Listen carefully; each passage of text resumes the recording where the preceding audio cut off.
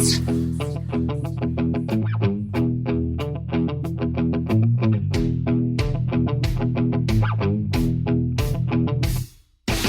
Yeah, I'm really looking forward to this on Greats with Garby, with thanks to ISC Sport, of course, the choice for high performance kit. We thank them for their continued support as we amp up for a chat with this man, an undoubted great of Australian sport, a legend of Australian basketball, and a man who burst onto the scene locally in the 90s and then took his explosive style literally to the world's best, right up in their face. We're going to go through it all with him today. He is, of course, Shane the Hammer Hill. Shane, thanks so much for joining me. Great to be sitting alongside you here in Cronulla in Sydney South. Great to be here, Garby, and glad you could make it down to God's country, mate. It's lovely. It's not the greatest day in Sydney, but being beachside with you here is wonderful. Let's start with the nickname, Shane the Hammer Hill, because when I wrote that down, I assumed that it simply started from the fact that your three-point style is like a bit of a jackhammer from behind your head, and you hammer down threes for fun. Is that simply the formation of the Hammer nickname, or is there more of a story to it? Well, it comes from a couple of ways.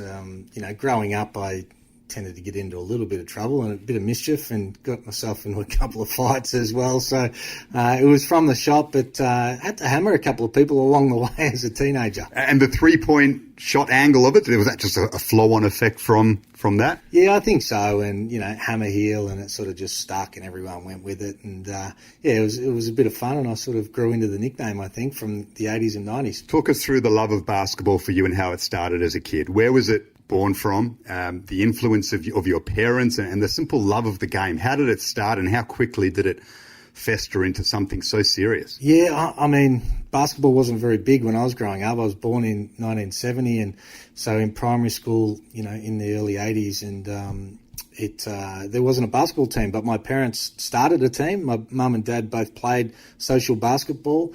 Dad was more of a serious footballer, but they started the team, and I just loved it from the start. Played against older kids, and it was something that I would come home from school and just spend hours and hours playing alone. It was something that you didn't have to play with your mates. You could, but you could just, kill time as well. And I just started to get pretty good at it, and then started to visualise and set goals with my dad that, I wanted to play for Australia. It was a dream that I really had, and probably not that many kids had dreams, back in those days compared to, playing AFL in Victoria where I grew up. 89 points in a junior game for Nunawading.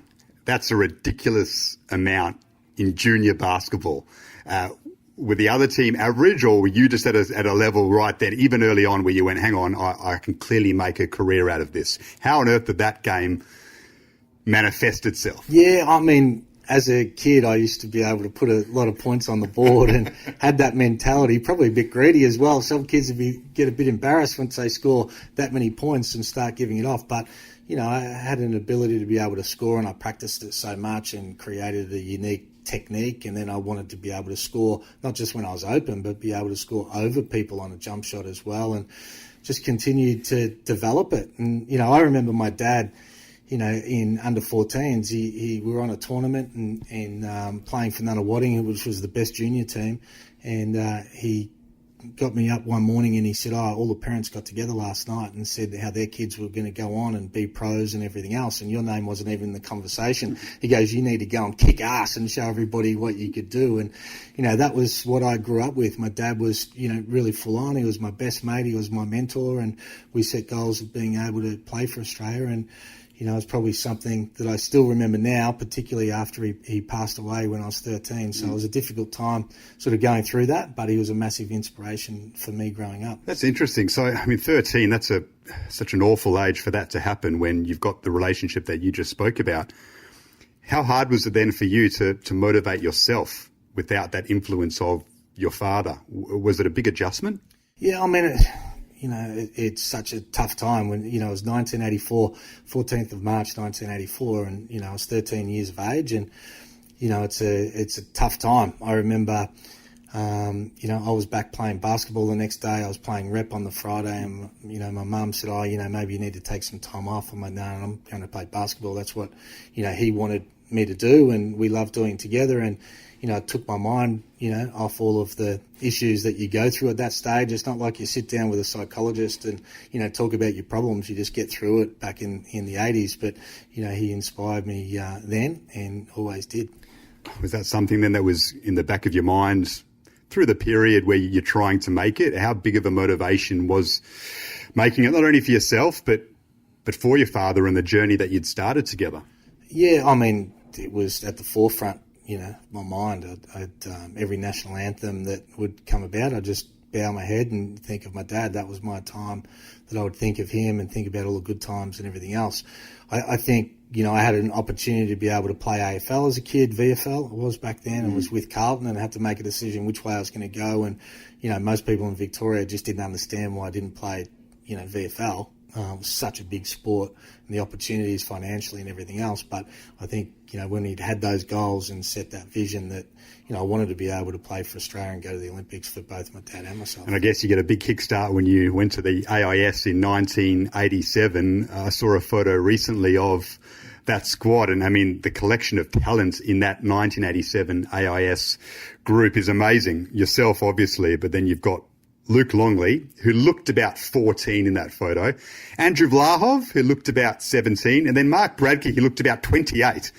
An absolute beast as a teenager. Can you talk us through the talent in that group, and is there any player you were like, okay, nailed on to make it? Any that you were surprised didn't come through? What a collection of quality basketballers at such a young age in Australia. Yeah, and you're right. That was a bit of a turning point for me. I'd had some success in the juniors, but the difference for me was about going to the AIS and getting, the best training, having the facilities, and, going through a difficult time at home. I needed to get out of there and really be able to focus on what I did, and being around guys like Andrew Vlahov. I mean, he was such a pro. He was a man-child at 17, 18, and the big Western Australian was, we had a similar sort of mindset. He was tough and he was single-minded about succeeding, and, you spoke about Bradke, who was a great player. He shaved twice a day at that stage. He was only 17, 18, but the big fella, he was really raw back then, and then Luke Longley, 7'2", who ended up going to New Mexico University the year after. We played on the Australian junior together with the junior team together with the four of us, and ended up playing on multiple Olympics together. So it was a great year and a great opportunity. Patrick Hunt was our coach. He really gave me good opportunities, mentored me, and gave me a little bit of leeway as well, because I got told before I went, they said, when you go to the Institute, they're going to try and really sanitise your game. You're not going to be able to shoot the threes on transition and shoot as many threes as you do. And I said, that's not going to happen. I'm not falling into that trap. But Pat was unbelievable. He encouraged me to do what I did and gave me confidence, and it was a good year. Longley is an interesting one from that photo because, as I said, he looks about 14 and as if he weighed about 35 kilos. He's just all skin and bones. Were you surprised that he went on to be the player that he did based on that? How quickly did he accelerate? No, not surprised at all. I mean, he was a great talent for his size. I mean, you don't get many 7-footers, in general, but when you get somebody that has the sort of touch that he had, you could tell great things were going to happen. And, his opportunity to go to college in the States and then obviously get drafted and play on championships was well deserved, and probably set the tone back in those days for other big kids to be able to come through the same pathway and go to college like Andrew Bogut did. There was another kid in that group by the name of Grant Kruger who went on to have a long NBL career. And many years later, you got into a pretty big fight with him in an NBL preseason game, to the point where you actually punched him and were fined $10,000, which seems like chump change compared to what you would probably get today. Did that feud with Kruger start at the AIS? Oh, there was a few Grant Kruger was a 6'8" skinhead guy that, wanted to be the tough man. And, there was a few little battles along the way. But in that particular game, playing for Sydney against Illawarra, he said a few things about my family that he shouldn't have said. And I said to him, mate, I swear to God, I am going to knock you out. And later in the game, I knocked him out. And we were pretty lucky because I got off on a technicality. Had, I not been able to get that, I employed Colin Love, an NRL lawyer, and he found a little bit of a loophole for me to be able to get a reduced sentence. Otherwise, the NBL probably would have given me 20 weeks. Thankfully, that wasn't the case, but a wonderful story stemming from that AIS. You never went to college, though. Longley did, Vlahov did, And of course, Andrew Gaze had gone before. Were there college offers for you? Did you entertain that? Why didn't that happen? Yeah, it wasn't huge, the college scene, when I was growing up. Vlahoff went to Stanford. He was unbelievably intelligent, wanted to go get his degree, opportunities for the NBA potentially. Luke was always going to go to college. But for me, I just wanted to play for Australia. Mm-hmm. Schooling wasn't what I wanted to be able to do. I felt like I had the chance to be able to play in the NBL and felt like I could compete in the NBL as a teenager. Pat Hunt said, no, don't leave at 17. We need you to stay. You need another year to develop. And I said, no, mate, I'm ready to go. I want to play in the NBL. And chose to play for the Brisbane Bullets instead of going to Arizona. And Arizona were the only college that came after me. And I got over 100 letters from Lute Olsen. Yeah. And it came about because he came out to help coach our Australian junior team with Pat Hunt before the 1987 World Cup. And he said, we're going to have this kid. And he told me about Steve Kerr. And he said, mate, you're going to spend 2 years behind Steve Kerr and then take over. We had another kid called Sean Elliott that we're going to get, who ended up becoming a great NBA player. And his wife even tried to recruit me as well, his late wife, Bobby. She sat down and she said, Shane, have you seen the women at Arizona? She said, they would love you. It was a pretty good recruiting pitch, actually, because it gave me second thoughts, but I ended up deciding to go to the NBL. And that wasn't a bad decision, of course, because you're straight in the pros and you're dominating pretty quickly, and in the Australian team pretty quickly as well. And before too long, you're off to an Olympics. But that NBL period was fantastic. I mean, it was the golden era. I know we're going through a pretty good stage at the moment, which unfortunately has been disrupted by coronavirus. But I mean, that was just, as a kid growing up through that, awesome to watch. Yourself, an Aussie that fans could relate to, obviously Andrew Gaze and so many others, but then the imports, Ricky Grace, Darryl McDonald, Robert Rose, Leroy Loggins, Trimmingham, McLean, Andre Lafleur was another one who was of great quality. Who did you enjoy battling with the most out of all of those imports, or perhaps Australians as well?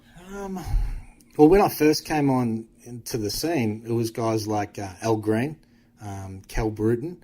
They were the superstar, point guards. And it was funny, I had run-ins with both those guys because here I was at 17, you're meant to come in, fill the role at the end of the bench, and I came in talking trash to those guys. I loved them, but I was like, hey, I'm coming here to be able to get a piece of you guys. And they didn't like it at the start either. So I had that many battles as a young guy with the Americans.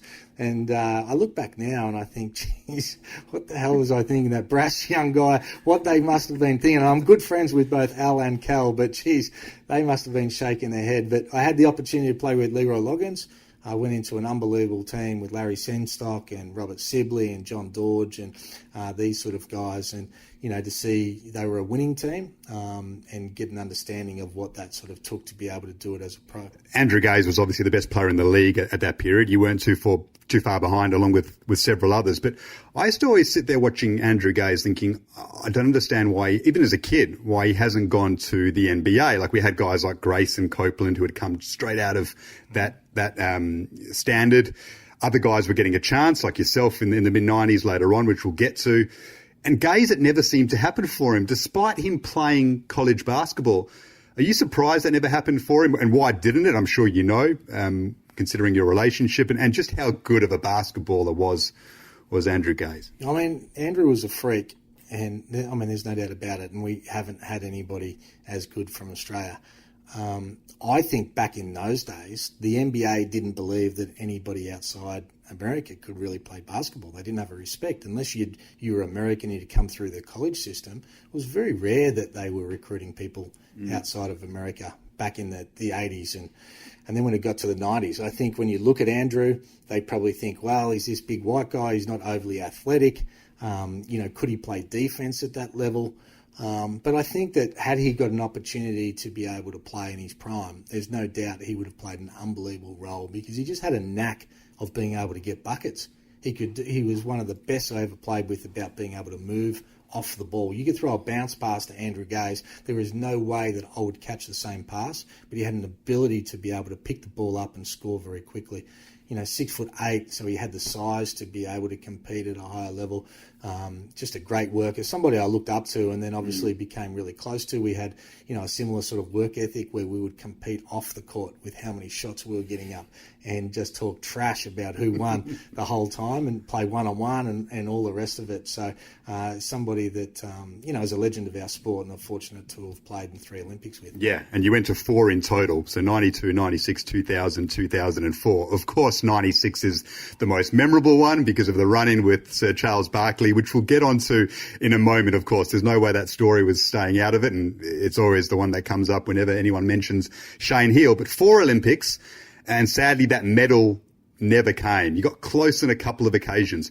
Which Olympic Games is the one that stands out the most, and why, in terms of a missed opportunity to claim that medal that Australian basketball craves so much? Well, I think it was 96. What an incredible time. We came in with a pretty average ranking from memory. No one expected us to really do much at all. We're playing in America. Basketball, the Olympics in America with the Dream Team. And, it was an incredible time. And we found our way through to the Final Four. And, people in Australia go, oh, we've never got a medal, Final Four, but how could you not get a medal? When I played in Greece, people would say, Malaka, how can Australia be in the top 4? Are you kidding me? Australia? Top 4? They just cannot believe that our country could overachieve as much as we do. And, unfortunately, we see it as a bit of a negative that we hadn't been able to achieve it. But in 96, we played the Dream Team in the first semi-final to go into the gold medal game. It was in the Atlanta football stadium. Just an incredible time on a world stage, and we came as close to them as any other team, at that Olympics. And then we played against Lithuania with Sabonis and Maršalinis, two NBA stars. We were without Longley at that stage. Bradkey was our 5-man, undersized. Ronaldson was our 4-man, undersized. We didn't have a deep team. We didn't play a lot of players, but we found a way to overachieve. And unfortunately, we just went down to Lithuania, and that was just unbelievably devastating. I'm sure, but on a personal level, your reputation had gone through the roof because of the game leading into the Olympics, of course, that warm-up game against America, where you took it to Sir Charles Barkley. I mean, it's one of the great moments in Australian sport. It really is. Just that image of an Aussie giving it to the brash, arrogant Americans, and not only giving it to them, but, you're nailing threes like you're shelling peas. The duel you had with Barkley, was it a premeditated, these guys are going to try and give it to us at some stage, so if that happens, I'm going to give it back? Or is it just the inner Shane Heal, which, as you've already stated, is naturally aggressive and doesn't take a backward step in any situation? What was the reasoning for that famous encounter? Yeah, I think as a team, we went there saying we get an opportunity to play against the best players in the world, so let's have a crack. The likelihood is we're not going to win, but let's roll the dice and see how close we can go. A lot of the other teams were getting autographs from them, getting photos taken with them before the game, and we're like, well, we're not doing that. That's un-Australian. Let's go and have a crack. But they didn't like the fact that we didn't bow to them. The whole Barkley thing happened after I'd hit my 3rd or 4th three, came through, made a really dirty play. And it wouldn't have mattered if I was playing Monday night at Kilsyth. I would have done exactly the same thing. Got up, I gave him a spray. He looked down at me and he said, "What did you say?" And I didn't know whether he couldn't believe what I just told him or whether he couldn't understand the accent. But I had to repeat it, and then it was on. His eyes were rolling, and I couldn't believe how flustered they got. A team like Australia come there, and they were angry. They were so angry that we didn't back down, and they were flogging us on the court. But we got confidence from it as well, that we stuck together and that we were able to, I did, having 8 threes. Gave me confidence going into the Olympics that we can compete and do well against anybody. How often do you get asked about that story? I've obviously added to the number now, but how regular an occurrence is it that you get asked about the Charles Barkley duel, which I want to go through in a little bit more detail as well? Yeah, it's 24 years ago, but it probably would only be every second day now. Someone would come up every second day and go, "Oh, I remember that time. Good on you, mate."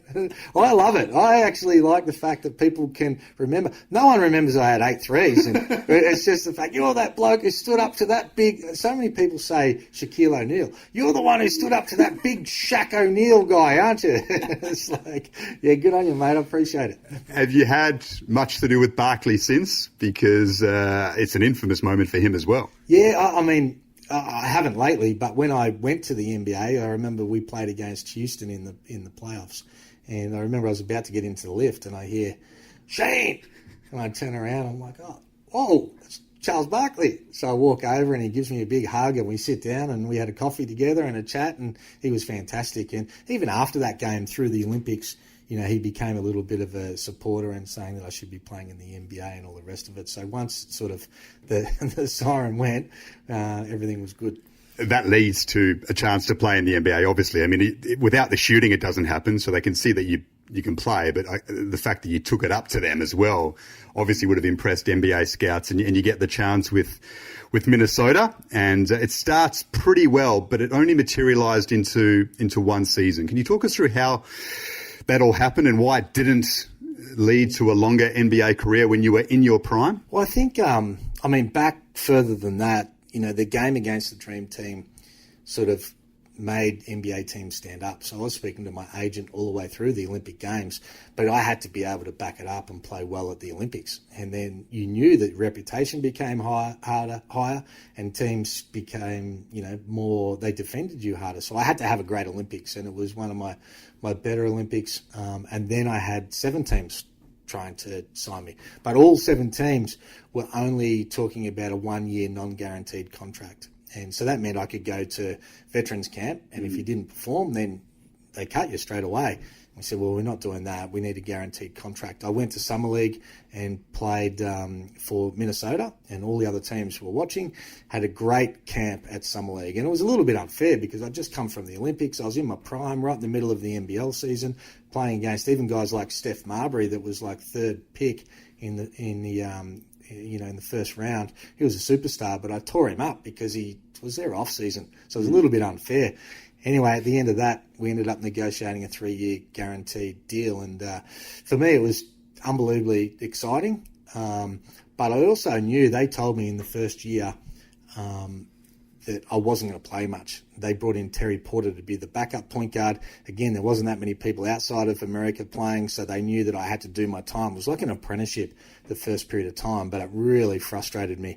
And, I had some games where against Washington, I remember I hadn't got on in the first 3 quarters, came on in the last quarter, had 11 points in the last quarter, and we made a run. And then the next game we played against Seattle, and I hadn't got on until 3-quarter time. I had 15 points in the last quarter. And I remember saying to my friends and family, I'm like, this is it. Now I'm going to get in the rotation. I'm ready to go. The next game I got 16 seconds, and I didn't get on for 5 straight games after that, DNPs. So you get really frustrated with the process, but they continually reminded me that it was about the 2nd and 3rd year for them. That's why they signed me on a longer term contract. So I went home after the first year, and it just made me hungrier, and hired a trainer. I was working out harder in the off season than I was during the season, and I went to Summer League and ended up going to the NBA Summer League in Salt Lake City. It was the number 1 Summer League, and ended up leading the entire tournament in assists, and I was feeling really good. Felt great, ready for my second season. Went back to the veterans camp. Steph Marbury was out for a number of games, so I ended up being the starting point guard for Minnesota, and everything was just evolving to the right level for me, and felt confident, playing great basketball. And in the last preseason game before regular season, I absolutely just shattered my calf. I'll never forget, I thought that someone had kicked me, looked around, no one was there, went to the ground, tried to get up, tried to go again. From my knee to my toe was just black.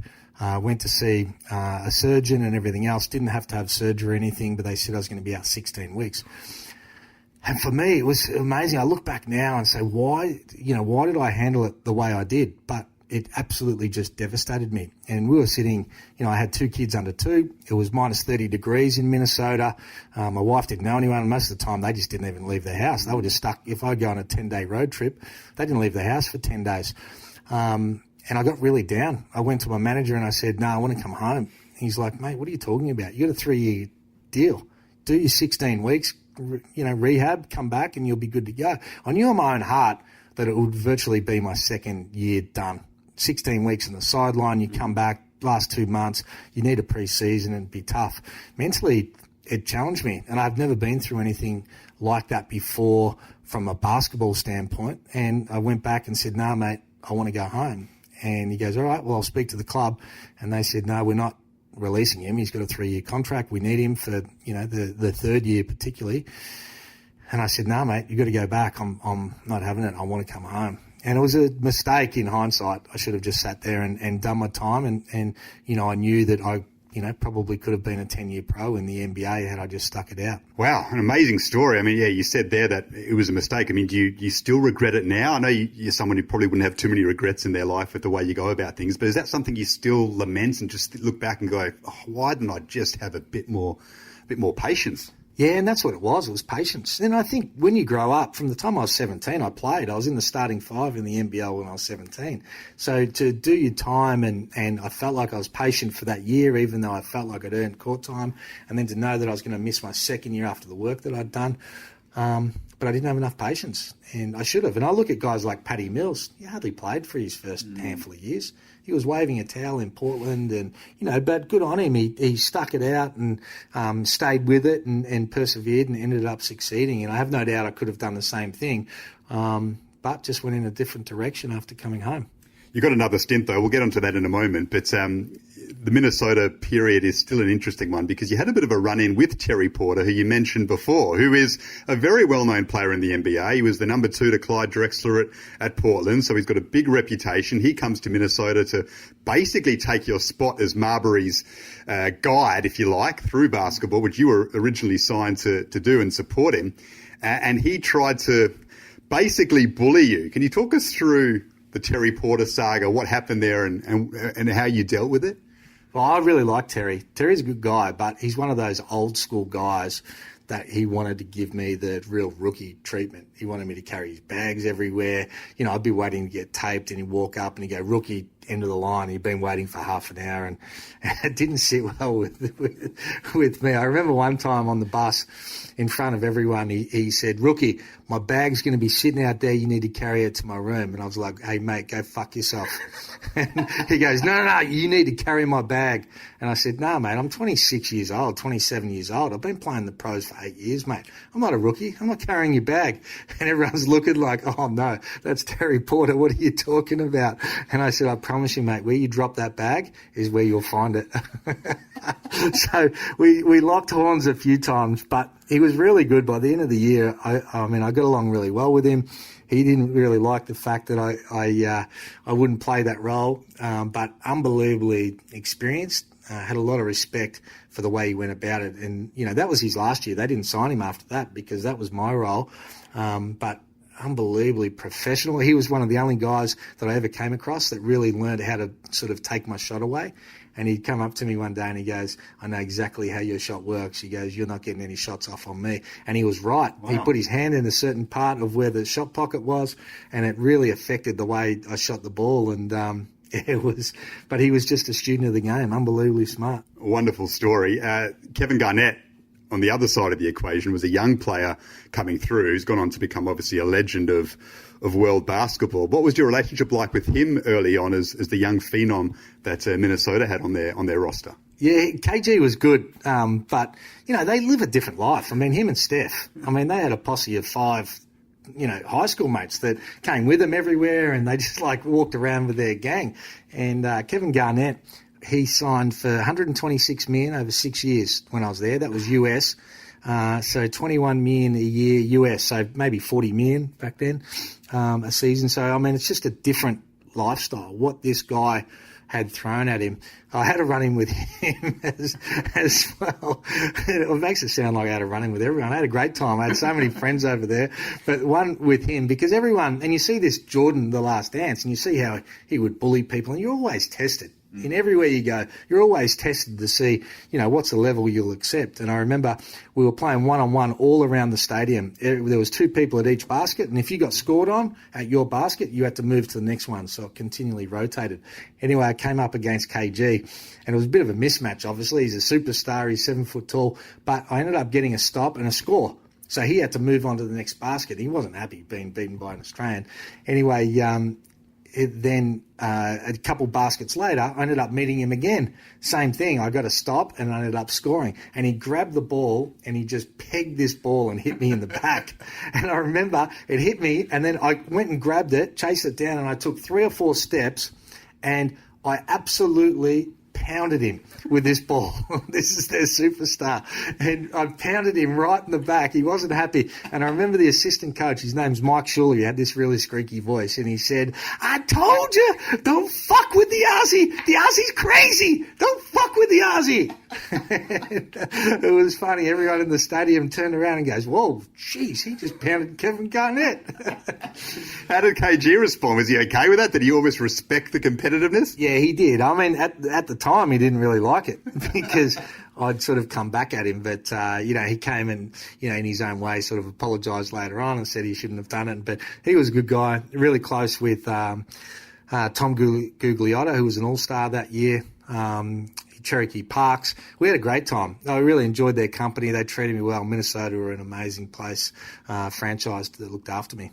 Wonderful story. So you came back to the NBL, you win a title with Sydney eventually, so it wasn't that much of a decision to haunt you, I guess, because you had that big moment winning the title with Sydney. But then you get a chance in the NBA again. Short-term deal with the Spurs under, though, the great Greg Popovich, who we know is such an inspiring figure in world coaching, never mind just basketball in the States. Tim Duncan's there. What is it about Greg Popovich that makes him such a brilliant coach and a brilliant manager? I think it's probably the overall structure of their franchise. I mean, Popovich couldn't do what he does for a bad franchise because players just renege and won't do it, and then they cause problems, and then it becomes a problem with the management, and players have the power to be able to get coaches fired. I think the fact that he had the respect from San Antonio. They drafted Tim Duncan, who was one of the greatest superstars that we'll have as far as his personality goes. So he allowed Pop to be able to coach him. Not many superstars want to be coached as hard as what Pop can coach somebody, and Tim led the way with that. I remember being in one of the first video sessions with San Antonio, and I was sitting right next to Tim Duncan. We just played our first practice game, and it was almost like Popovich does this to set a tone. And he stopped the tape, pointed at Tim Duncan, turned around, and he just gave him a big spray, and he said, "Are you kidding? That's what you're going to do? That's not the way we do things," and whatever. It was almost like he was grandstanding to send a message to everybody else. And Tim Duncan's, "Yeah, sorry, coach, I'll fix that." And as soon as he does that, it allows Popovich to coach everybody else. Yeah. And I think that that's the power of what Pop does, and his reputation to be able to do it, his honesty and his feedback, and the fact that not all coaches will go hard at their superstars. When I was first in Minnesota, the late Flip Saunders, he was a great coach, but he didn't go at their superstars. He went at the bench hard. And I think when, you're going at the big dogs, it allows, overall respect from everybody. So what was that second experience like? It was 7 years after your first stint in the NBA, not quite at your prime anymore, but still contributing. How different was it for you? I mean, it's funny. I've lived my life being hungry to be able to succeed, but at that stage, I wasn't hungry to play in the NBA. It wasn't something that I really wanted to do. The opportunity presented itself. They needed a point guard. I went and tried out, had a great preseason, had some big games, ended up making their squad. But it wasn't something I wanted to do was sit on the bench either, even in the NBA. I didn't get off on that sort of stuff. I got off on competing. And when I came back from the NBA the first time, it opened up opportunities to go to Europe. And I think Europe is where I played my best basketball. To play in Greece, for a couple of years, to play in Italy.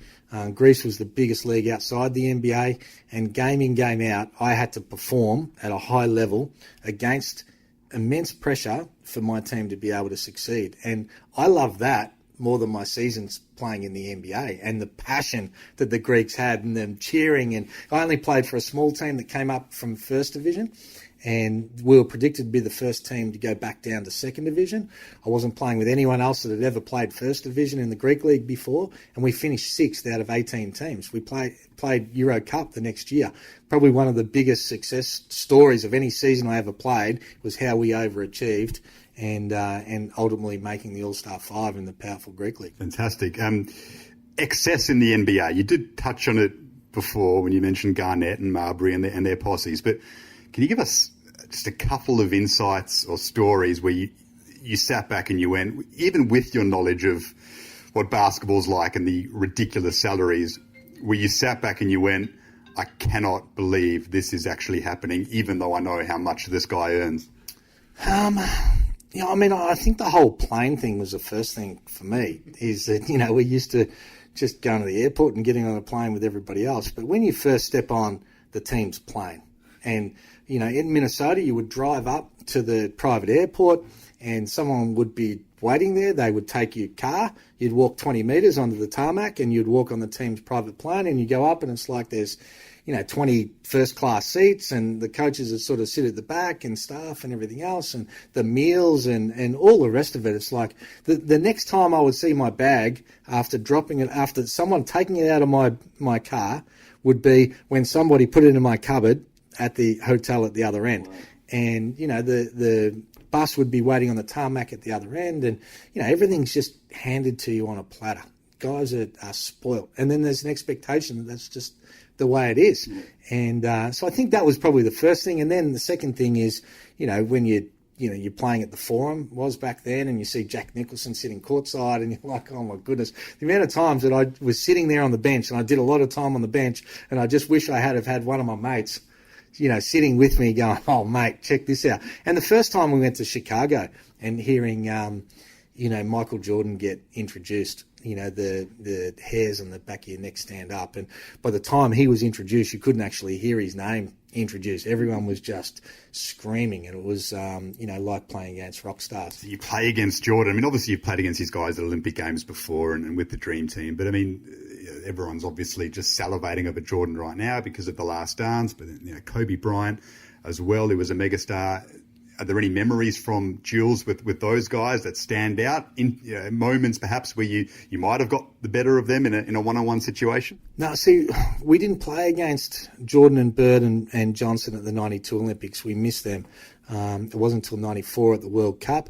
When we played against Chicago and I was with Minnesota, by the time I got on the court, Jordan was actually off the court. So he got the opportunity to be able to just sit back and watch the little Aussie with a little bowl, undercut, and a bit of peroxide, drop a couple of trifectas. I'm sure he appreciated it. I'm sure he remembers it. I can't believe he didn't come up on The Last Dance. Why didn't they ask him about that memory? Well, they didn't even have Luke Longley on The Last Dance, so you can understand why that wasn't the case. But, you were a pioneer along with a few others in that era. And now, of course, there are so many Australians who are playing there, and they probably get a bit more time than you guys, unfortunately, were given at that stage.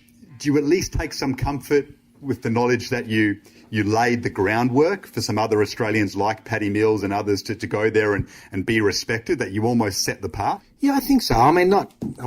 There's so many international players that were in a similar situation to me. The great Drazen Petrovic that... he hardly got on his first couple of years. He was a superstar, and, a couple of years in, ended up averaging 20 points a game before he was tragically killed. But yeah, I think so. It was just a different time. I was fortunate to get the opportunity. There's a lot of great players that didn't even get the opportunity. And in my mind, I felt like I was able to prove that I could play there, and could have played there for a long time. And I felt that playing in the NBA was actually easier than playing at the Olympic Games, because when you're playing for Australia and you're playing for medals, and the scouting report, they are all over you. They're doing everything to be able to stop you. It's intense. You're playing every second day.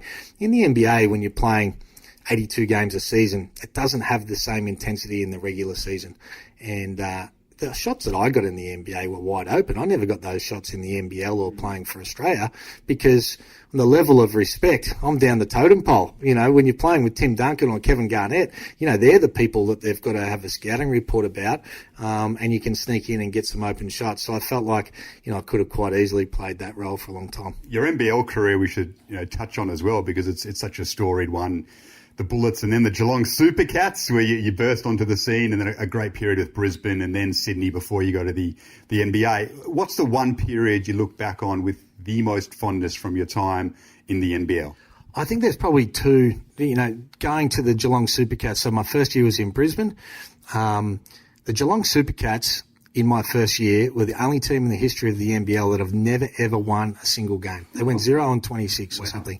I was playing for Brisbane. There was 13,000 people there, a storied club and all the rest of it. My second year, my mentor, Barry Barnes, took the job at the Geelong Supercats, and he recruited me from this high-profile position. I'd just won Rookie of the Year. It was starting for the Brisbane Bullets, still only 17, and he recruited me to Geelong. And I gave all that up to go there because of the respect I had for Barry, but also the change of position. I went to playing the point guard spot, and he threw me the keys to the team and said, we're going to build this team around you. It's not going to happen straight away, but over the next 3 years, we went from a team that didn't win a game to finish equal second on the ladder, and I think we won 17 or 18 games. So that period was unbelievable. And then obviously the period with the Sydney Kings. And, a lot of people don't want to play in Sydney because the pressure that comes with it. And back in the 90s, they'd never won a championship before, and it was once described as the biggest underachieving sporting franchise in the history of Australian sport, the Sydney Kings. And, for us to take a team, that had just gone broke, rebuild that team, sign Brian Gorgian, and in one season win a championship was something that I'll never forget. I'd put my own money in. I was a part owner of the club. And to be able to sort of beat the odds and to be able to do it with a great bunch of guys, one of the greatest coaches I've ever played with, and to win that first championship was something that was very special. Fantastic. And now you get to sit back and commentate on the league and do a bit of coaching, but also watch your daughters and their journey now in basketball, which is just so exciting. And your eldest daughter plays WNBL and is on the verge of being drafted into the WNBA. That must just be something that fills you with an immense amount of pride. Yeah, it is. I mean, I've always been close to, all my kids, love them, and no matter what they do, so they're not all going to play professional basketball. It's actually my youngest one that's the gun. So she's 18. She's just finished her third year playing in the WNBL, and it's her draft year next year, but she's played for the Australian junior teams and so on. So she's got a great opportunity to be successful. She's unbelievably passionate, got a work ethic like, I haven't seen in a long time. She just loves the game. So, good things will happen for her, but all the kids, when you're a dad, you just want to see your kids happy and follow their pathway of what they're passionate about. And all three are so different about where their passions are, and I sort of buy into each one of those just as much. Have your daughters got a bit of Shane Heal's game in them, and do they have that Shane Heal intangible, which was so critical for you, which is a bit of aggression, but healthy aggression? Yeah, it's funny. I mean, the little one, Shyla, who's the pro, she's got unbelievable skill, but she's not the same as me. She's got a different mindset and different sort of way that she goes about it. And that's what I encourage them to do. She hasn't seen me play a full game of basketball ever. So it's, she's seen highlights and, whatever, but, she's developed her own way, and obviously we've helped develop her skills. But she's certainly not aggressive. She's aggressive to score, and she's a great defender. But the oldest one got all a little bit of the anger from her old man. So she's the one that you don't want to get a right hook from. Yeah, like Ryan Kruger did all those years ago. Speaking of, let's finish where we started. The way you spoke about your father was really emotional. Do you try and channel the way that he was with you, with your girls, when it comes to teaching them about the game of basketball? Yeah, I think as much as anything else, not just about basketball, but just being there. It's funny, I'm 50 this year, and I look back and still have memories of so many times that I spent with my dad from 40 years ago, and how important those times are. And then I try and use that to spend extra time when I'm going to do something else, but I know I could do something with the kids. I try and prioritise and then go and do that. And I think the biggest gift you can give, anyone is belief. And my dad gave me belief, and I try and give that to my kids, not just in, basketball is for Shyla, but, the other two ones Jamie's into fashion and Ash is a personal trainer, and they're just great at what they do. And I believe in what they do and encourage them to follow their dreams. And I always told my kids, I said, I've had my career. I'm not trying to live my life through you guys. You guys do what you want to do. I put them into netball. They eventually said, Dad, I don't want to play this netball. We want to do what you did. But I said, I'm not trying to, don't feel the pressure. Be you. You don't have to do what I did. Be be different, be you, and have encouraged that and have been able to embrace that. And they understand too, there's a lot of expectations from other people that people will put you down because you're not, like your dad or something else. And they're comfortable enough in their own skin now to understand it's, they have to make themselves happy, not try and please other people. Very well said. So Shane Heal's 50th this year, a big milestone. Have you got anything big planned? Well, we were actually going to the islands in Thailand, but obviously this period put an end to that, so that won't be happening. So it will be somewhere in Cronulla, and got a couple of close mates that have already booked their flights, and we'll it won't be anything too outrageous, but close friends now is what it's about, and family, and certainly be doing that together. Grant Kruger might not be there. Charles Barkley hopefully will send a message somewhere along the line. I've got a feeling someone will let Charles Barkley know that it's Shane Heal's 50th coming up, and we can relive that moment again, because people just love going over it and over your entire career, Shane. It's been wonderful to sit here and go through the amazing steps that you've taken to be a great of Australian basketball. Thank you so much for telling it in such wonderful detail and with so much candour as well. I've really enjoyed it, and I'm sure everyone listening has. Thanks for having me on, mate. I appreciate it, and good luck with everything you're doing. I can't wait to tune in.